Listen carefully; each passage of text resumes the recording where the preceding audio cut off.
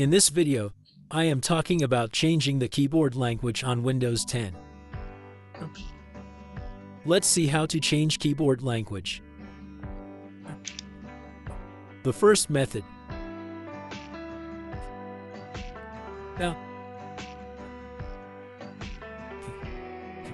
you will see the language icon in the bottom right corner.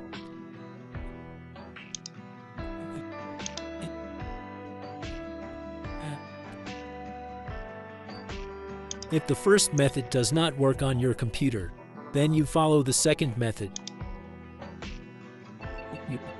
Second method.